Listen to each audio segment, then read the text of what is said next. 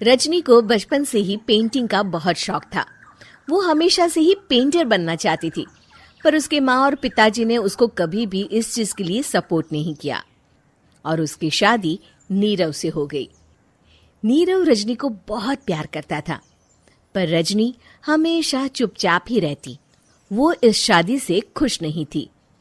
वो ये शादी नहीं करना चाहती थी। उसे तो हमेशा से पेंटर जो बनना था। अपने इस सपने को वो नहीं पूरा कर पाई, इसलिए वो हमेशा उदास रहती थी। रजनी, बहुत ही बढ़िया फिल्म लगी है, कल देखने चले? नहीं जी, कल मुझे बहुत काम है, मैं नहीं जा पाऊंगी। अच्छा तो कोई बात नहीं, संडे को चलते हैं। देखिए, मुझे फिल्म देखना पसंद नहीं है। आपको जाना है तो चले जाइए। नीरव को मना करके रजनी वहां से चली जाती है और अपने बैग को खोलकर उसमें बंद पड़े ब्रश और कलर्स को देखकर रोने लगती है। रजनी, चलो ना कहीं बाहर खाने चलते हैं, कुछ तुम्हारी पसंद का। जी, मुझे नहीं जाना, मेरी तबीयत ठीक नहीं है। रजनी वहां से चली जाती है। नीरव को समझ नहीं आता कि रजनी उससे इतना दूर क्यों रहती है। वो जब भी उसके साथ वक्त बिताना चाहता है, रजनी कोई ना कोई बहाना बना देती है। एक दिन घर पर कोई नहीं था। रजनी घर का सारा काम जल्दी से खत्म कर लेती है। घर पर अकेले होने के कारण वो सोचती है कि वो आज पेंटिंग करेगी। वो अपने कमरे में जाकर पेंट ब्रशेस और कलर्स निकालकर जैसे ही कलर मिक्स कर रही होती है कि दरवाजे पर बेल बज जाती है। अब कौन आ गया इस वक्त? इतनी मुश्किल से तो मुझे पेंट करने का मौका मिला है। रजनी दरवाजा खोलती है तो उसकी सास अपनी सहेलियों के साथ खड़ी होती है और सब घर के अंदर आ जाते हैं। अरे बहू, सबको शरबत बनाकर पिला दे, बाहर तो बड़ी गर्मी है। उफ। जी। रजनी पेंट ना कर पाने से उदास हो जाती है। उसे गुस्सा भी आ रहा होता है कि उसने इस शादी के लिए हाँ क्यों कह दी। वो रसोई में जा रही होती है कि उसकी सास उसे रोकती है। बहू, सबके खाने का भी इंतजाम कर लेना, आज का लंच तो ये सब यहीं करेगी। हाँ। रजनी बिना कुछ कहे रसोई में चली जाती है। सबके लिए खाना बनाती है। सब खाना खाते हैं और रजनी घड़ी देखती है कि ये सब कब जाएंगे ताकि वो अपनी पेंटिंग कर सके। जब शाम होती है तब सब चले जाते हैं अपने घर। अरे बहू, सब तेरे खाने की तो बहुत तारीफ कर रहे थे, सबको बहुत अच्छा लगा खाना। आपको मुझे सुबह बताना चाहिए था ना कि आपकी सहेलियां आ रही हैं। पता भी है कितना वक्त लगा सारा खाना बनाने में। अरे बहू, तू ऐसे कैसे बात कर रही है मुझसे? तो और कैसे बात करूं? मैं इस घर की कोई नौकरानी नहीं हूं कि इतना काम करूंगी। रजनी अपने कमरे में जाकर दरवाजा बंद कर लेती है। शाम को जब नीरव आता है तो उसकी माँ उसे पूरी घटना के बारे में बताती है। क्या रजनी ने आपसे इस तरह बात की माँ? हाँ, और पता नहीं उसे क्या हो गया है, शाम से बाहर भी नहीं आई है। मैंने तो कई बार आवाज दी, खाना भी नहीं खाया उसने। तू ही बात करके देख ले बेटा। नीरव अपने कमरे का दरवाजा खटखटाता है। रजनी, दरवाजा खोलो, मैं हूं। रजनी दरवाजा खोलती है और फिर वापस जाकर अपने बिस्तर पर लेट जाती है। रजनी, माँ से बात करने का ये क्या तरीका है? मैंने कोई गलत बात नहीं की है। अरे तुम क्यों ऐसे बर्ताव कर रही हो सबके साथ? क्या तुम इस शादी से खुश नहीं हो? रजनी कुछ नहीं बोलती। अरे बताओ मुझे रजनी, क्या ये शादी तुम्हारी मर्जी के खिलाफ हुई है? हाँ, मैं ये शादी कभी नहीं करना चाहती थी। तुमसे क्या, मैं किसी से भी शादी नहीं करना चाहती थी। रजनी रोने लगती है। चुप हो जाओ रजनी, बताओ मुझे, तुम क्यों नहीं करना चाहती थी शादी? रजनी बेड के नीचे से अपने पेंटिंग्स, कलर्स, ब्रश, पेपर्स निकालती है। इतने में उसकी सास भी कमरे में आ जाती है। ये देख रहे हो, ये थे मेरे सपने। मैं पेंटर बनना चाहती थी, पर माँ पापा ने कभी सपोर्ट नहीं किया और मेरी शादी करवा दी। मेरे सारे सपने टूट गए। हर वक्त बस गुस्सा आता रहता है मुझे। मैं जानती हूँ कि आप लोगों की इसमें कोई गलती नहीं है, पर मैं क्या करूं, मुझे समझ में नहीं आता।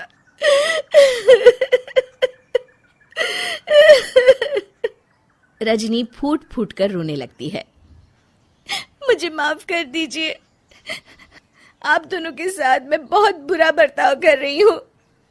अरे रजनी बेटा, चुप हो जाओ तुम। नीरव पानी लेकर आता है। ये लो पानी पियो और शांत हो जाओ। रजनी पानी पीती है और उसकी सास पेंटिंग्स देख रही होती है। अरे नीरव, हमें तो पता ही नहीं था कि हमारी बहू कलाकार है। अरे कितनी अच्छी पेंटिंग्स बनाई है, देखो तो। ये वाली तो मैं अपने कमरे में ले जाऊंगी। आपको ये पेंटिंग्स अच्छी लगी? अच्छी नहीं, बहुत अच्छी लगी। और तुमने हमें बताया क्यों नहीं? तुम जब चाहे पेंटिंग कर सकती हो रजनी। हम तुम्हारे सपनों को पूरा करने में तुम्हारा पूरा साथ देंगे। हाँ बेटा, हम कला की कद्र करते हैं। हम कलाकार तो नहीं, पर मुझे गर्व है कि मेरी बहू एक कलाकार है। रजनी, नीरव और सास तीनों हंस पड़ते हैं।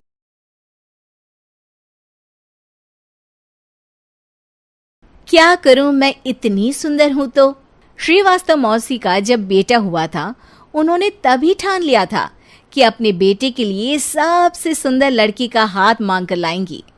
श्रीवास्तव मौसी को भी बचपन से हीरोइन बन के रहने का बड़ा शौक था, तो बहू भी उनको हीरोइन जैसी ही चाहिए थी।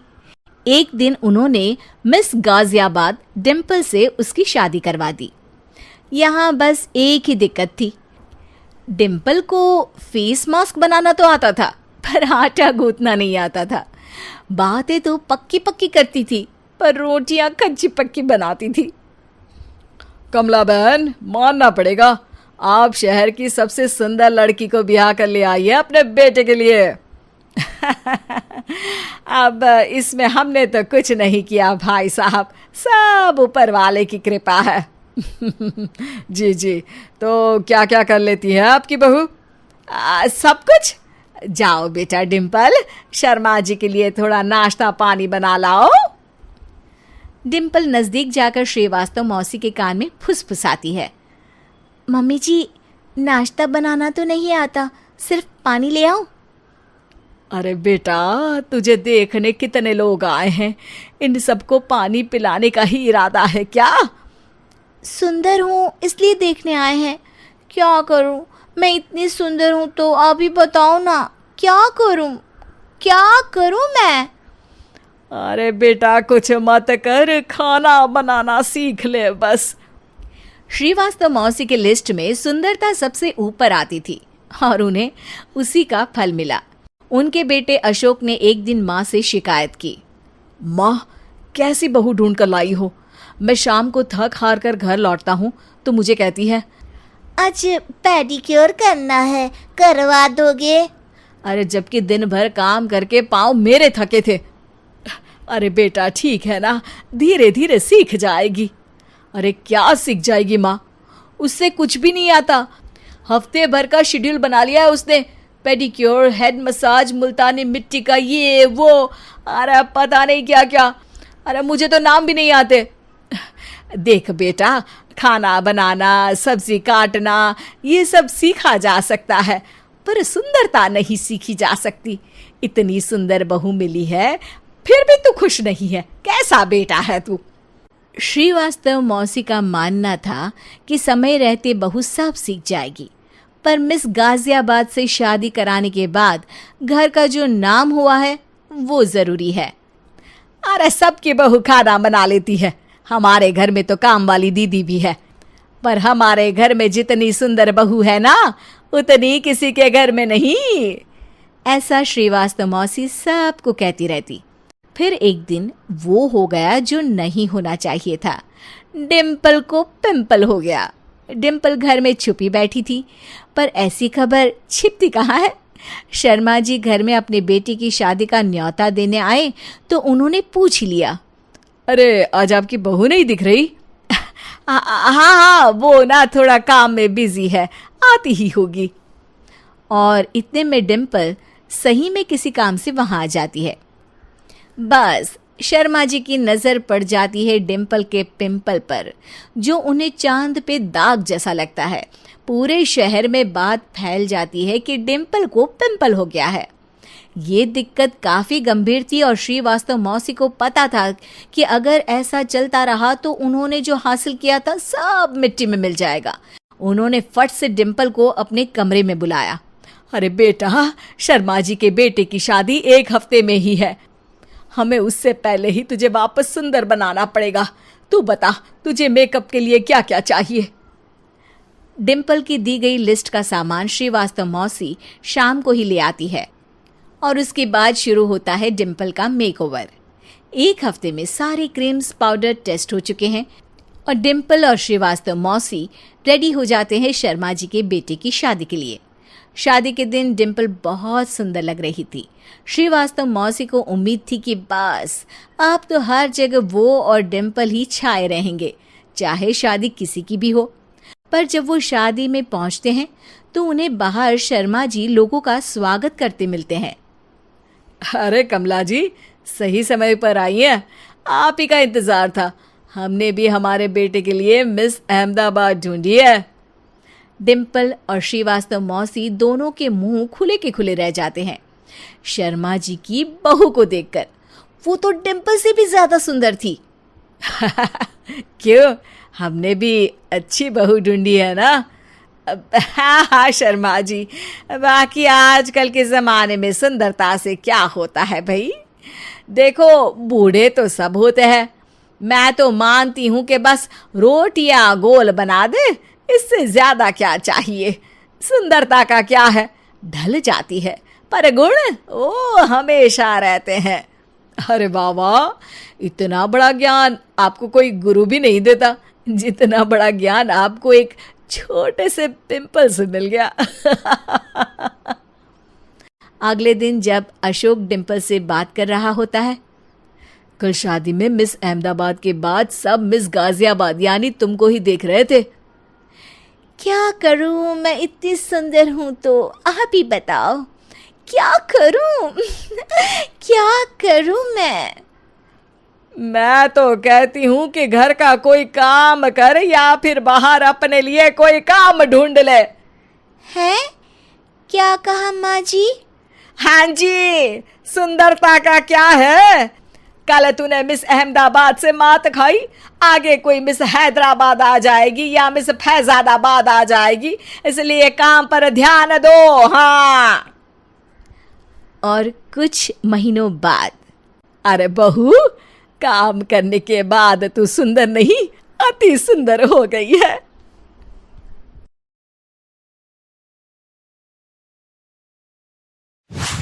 एक शाम प्राची टीवी पर सीरियल देख रही होती है, तभी उसकी सास वहां आती है। अरे सीरियल में तो ऐसे मग्न है जैसे आज रात का खाना पड़ोसी आकर बनाएंगे। मुझे पता ही नहीं था आपने अपने बेटे की शादी पड़ोस में भी की हुई है। हैं? मतलब? मतलब इस घर में सारा काम बहू ही करती है, आप तो सिर्फ खर्राटे मारती हैं। अच्छा जी, फिलहाल तो तुम आराम फरमा रही हो, चलो जाओ, ये मेरे टीवी देखने का समय है। आहा, इसीलिए मुझे भगाया जा रहा है। सॉरी, अब तो बिल्कुल नहीं जाऊंगी। प्राची की इस बात पर दोनों सास बहू के बीच टीवी रिमोट के पीछे बच्चों जैसे छीना झपटी शुरू हो जाती है, जिसके बीच श्लोक भी काम से घर वापस आ जाता है। हाँ, आज मेरी चूहे बिल्ली की जोड़ी किस बात पर झगड़ रही है? अरे तेरे बीवी मुझे टीवी नहीं देखने दे रही। अरे तुम्हारी मम्मी मुझे खाना बनाने के लिए फोर्स कर रही है। अरे वाह, ऐसे बेतुके रीजन पर तो बच्चे भी झगड़ा नहीं करते। अरे मुझे कुछ मत बोल, सब इसने ही शुरू किया है। हाँ हाँ, जैसे आप तो बहुत दूध की धूली है ना। अरे बस, दोनों चुप। प्राची जाओ, खाने की तैयारी करो। और माँ तुम छोड़ो, तुम्हें क्या बोलूं, शांति से अपना सीरियल देखो, मुझे दोबारा लड़ने की आवाज सुनाई नहीं देनी चाहिए। ऐसा बोलकर श्लोक वहां से चला जाता है, जिसके पीछे पीछे प्राची भी कुछ न कुछ बड़बड़ाते हुए रसोई में चली जाती है। हाँ हाँ, सासू जी को तो कुछ बोलेंगे ही नहीं, बस मुझ पर ही हुक्म चलता है, खाना बनाओ, जैसे मैं इनके घर में खाना बनाने के लिए आई हूँ। इसी तरह शाम बीतती है और रात को श्लोक और प्राची की सास खाना खाकर सोने चले जाते हैं, लेकिन प्राची गुस्से में कुछ खाए बिना काम में ही लगी रहती है। इस घर में किसी को घंटा फिक्र नहीं पड़ता मैं खाऊं या भूखी रहूं। प्राची कुछ देर के लिए रसोई से बाहर जाती है और जैसे ही वापस आती है तो वहां दूध का भरा ग्लास देखकर हैरान रह जाती है। फिक्र पूरी है, बस दिखाना नहीं है। प्राची दूध पीकर सोने चली जाती है और अगली सुबह एक बार फिर सास बहू का कार्टून नेटवर्क स्टार्ट हो जाता है। ये तुमने ही किया है। अरे अजीब जबरदस्ती है, मैं बोल रही हूँ मैंने कुछ नहीं किया। दोनों ने मिलकर पूरे घर को पागल खाना बनाया हुआ है। यहाँ कोई नॉर्मल इंसान तो रह ही नहीं सकता, इसीलिए अब पड़ोसी क्या रिश्तेदार भी घर आने से कतराते हैं। और सुन बेटे, तू भी चंगा, तेरी माँ भी चंगी, तेरी बीवी भी चंगी, रिश्तेदार। हाँ जी, आपको नहीं पता क्या, गंगाधर ही शक्तिमान है, रिश्तेदार ही। हाँ हाँ बस समझ गया। कभी जानवरों जैसे लड़ेंगी तो कभी जुगलबंदी करेंगी। भाई मैं आप दोनों के बीच में नहीं फंसना चाहता। सास बहू की इस मनमौजी जोड़ी से परेशान होकर श्लोक अपना सिर खुजलाता वहां से चला जाता है। चलो अब मैं भी कीर्तन में जा रही हूँ। इस पर जैसे ही सास कमरे में अपना पर्स लेने जाती है तो वहां नाश्ते की प्लेट रखी देख मुस्कुराने लगती है और नाश्ता करके घर से बाहर निकलते हुए कुछ पैसे टेबल पर रख जाती है, जिसके कुछ देर बाद सिलेंडर वाला घर आता है। ओ मुरी मैया, मैं सिलेंडर के बारे में तो बिल्कुल भूल ही गई थी। घर खर्च के सारे पैसे भी मम्मी के पास है और श्लोक से बोला तो उल्टा 4 बात सुनाएंगे। प्राची ये सोच ही रही होती है कि अचानक उसका चेहरा चमक उठता है और वो घर में आकर इधर उधर देखने लगती है। तभी उसकी नजर टेबल पर रखे पैसों पर पड़ती है, जिन्हें वो सिलेंडर वाले को दे देती है। ये सब श्लोक देख लेता है। अच्छा बेटे, इतना बड़ा घोटाला, सबके सामने मैं तेरी दुश्मन और पीठ पीछे तेरी मेरी यारी। इस पर श्लोक एक प्लान बनाता है और शाम को सब एक साथ बैठे होने पर बोलने लगता है। माँ, तुम दोनों की बहुत लड़ाई होती है, इसलिए मैं सोच रहा हूँ कि प्राची को उसके घर छोड़ाऊं। इससे वो भी खुश रहेगी और तुम भी। अचानक श्लोक की ये बात सुनकर सास बहू शौक से उसकी तरफ देखती है। अरे ऐसे कैसे घर छोड़ाओगे, मुझे कहीं नहीं जाना। अरे तुमने बोला नहीं पर मैंने सुन लिया। तुम्हें मम्मी के साथ रहना अच्छा नहीं लगता, मुझे पता है। अरे वो अरे, जब बहू खुद कुछ काम बोले तो वो तुझे सुनता नहीं, और अब जो इसने बोला ही नहीं वो तू समझ गया। जब उसे नहीं जाना तो फिर जबरदस्ती क्यों कर रहा है? अच्छा, फिर आपको मौसी के घर छोड़ाता हूँ। बस अब आप दोनों एक घर में एक छत के नीचे नहीं रह सकती। मैं इस टॉम एंड जेरी की जोड़ी को और नहीं झेल सकता। है? ऐसे कैसे नहीं रह सकते? तुम्हें इतनी दिक्कत है तो तुम्हारा बोरिया बिस्तर पैक कर देती हूँ, लेकिन मम्मी जी कहीं नहीं जाएंगी। बिल्कुल यही सुनना था मुझे। अगर दोनों में इतना ही प्यार है फिर हर वक्त ये लड़ाई का नाटक क्यों करती हो? देखा मैंने कैसे माँ किचन में दूध रखती है और तुम उनके लिए कमरे में नाश्ता रखती हो, और कैसे वो पहले ही तुम्हारी दिक्कत समझकर घर में पैसे रखकर बाहर जाती है। अरे भाई, इतना ड्रामा तो डेली सोप में भी नहीं होता जितना तुम दोनों ने इस घर में फैलाया हुआ है। तू हमें टॉम एंड जेरी बोलता है ना, तो याद कर वो दोनों भी एक दूसरे को बाहर वालों की बुरी नजर से बचाने के लिए हमेशा सबके सामने लड़ते थे, लेकिन अकेले में दिक्कत के समय मदद भी तो करते थे। बस हमारा रिश्ता भी कुछ ऐसा ही है।